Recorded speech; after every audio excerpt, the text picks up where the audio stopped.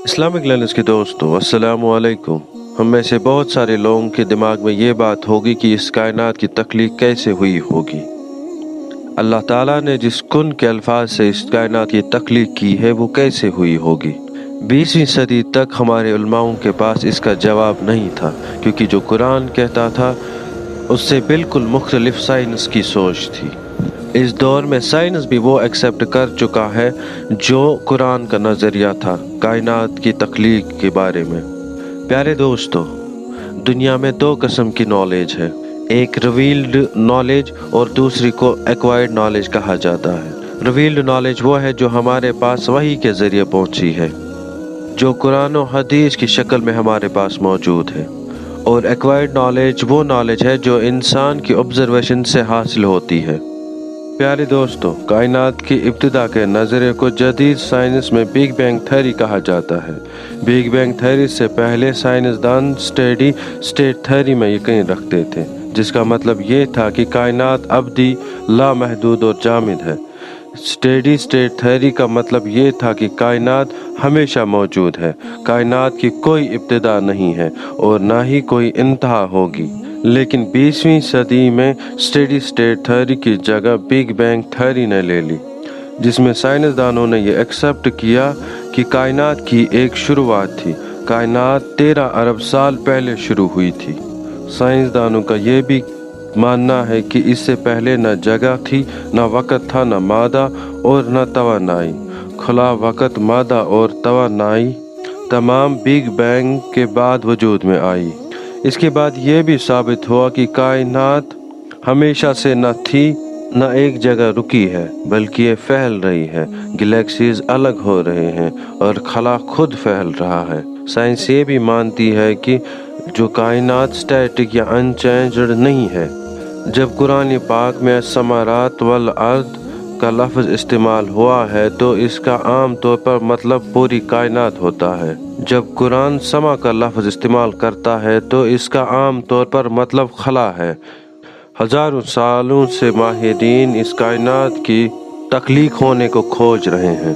1920 तक ये ख्याल किया जाता था कि कायनात हमेशा से मौजूद है, ये भी कि कायनात का साइज मुकर्रर था और तब्दील नहीं हो रहा। ताहम 1912 में अमरीकी माहिर वी स्लीपर ने एक ऐसी दरियाफ्त की जिसने कायनात के माहिरीन का अकीदा बदल दिया। उसने देखा कि गैलेक्सी ज़मीन से बड़ी रफ्तार से दूर जा रही है।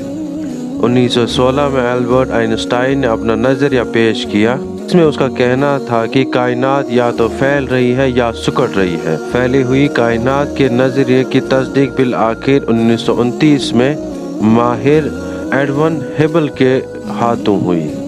गैलेक्सियों का मुशाहदा करते हुए हिबल ने पाया कि गैलेक्सीज अपनी पोजीशन में मुस्तहकिम नहीं थी, वो ज़मीन से दूर जा रही थी। इस खोज की वाहिद वजाहत ये थी कि कायनात का फैलना था। हिबल की दरियाफ्त को तारीख की अजीम तरीन दरियाफ्तों में शुमार किया जाता है। 1929 में उसने रफ्तार वक़्त का रिश्ता शाया किया जो कि जदीद कायनात की बुनियाद है।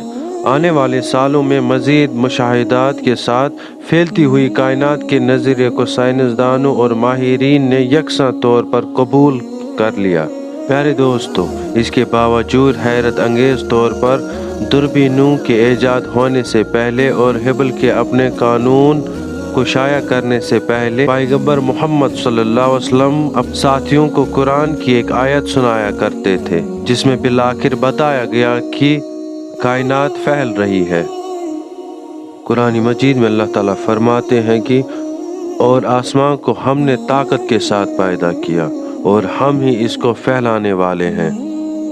कुरान के नज़ूल के वक़्त लफ्ज़ खला मालूम नहीं था और लोग आसमां का लफ्ज़ ज़मीन के ऊपर की चीज़ के लिए इस्तेमाल करते थे। इस आयत में लफ्ज़ समा खला की तरफ इशारा कर रहा है। ये आयत इस बात की निशानदेही करती है कि खला और इस तरह कायनात फैलती जा रही है, जैसा कि हबल का कानून बयान करता है। ये कुरान ने पहली दूरबीन की ईजाद से सदियों पहले ऐसी हक़ाइक़ का जिक्र किया था।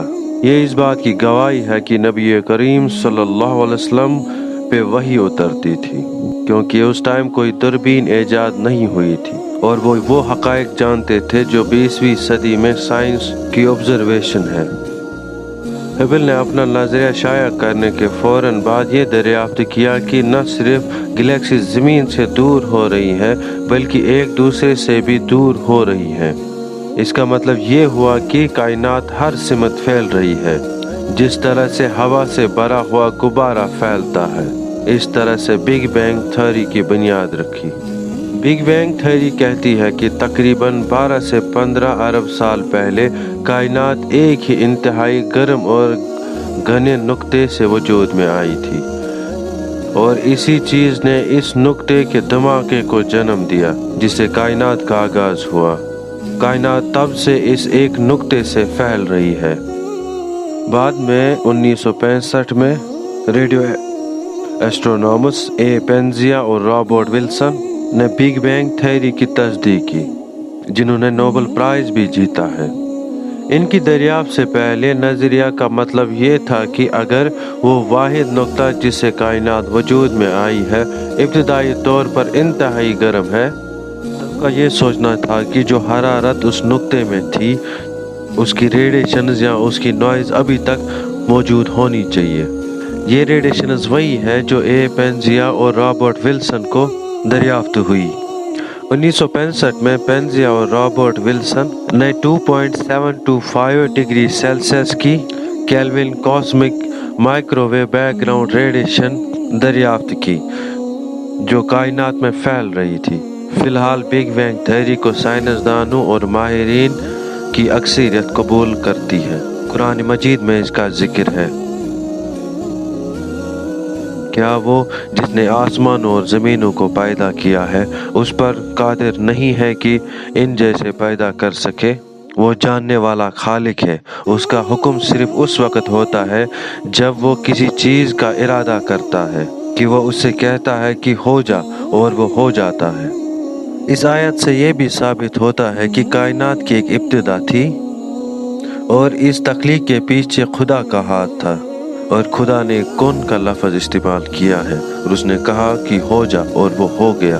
कुरान में ये भी जिक्र किया गया है कि क्या काफिरों ने गौर नहीं किया कि आसमां और ज़मीन एक दूसरे से जुड़े हुए थे, फिर हमने उनको अलग कर दिया और पानी से हर जानदार चीज़ बनाई, फिर क्या वो ईमान नहीं लाएंगे? प्यारे दोस्तों, साइंस आज वो सब मान चुकी है जो कुरान 1440 साल पहले कह चुकी है।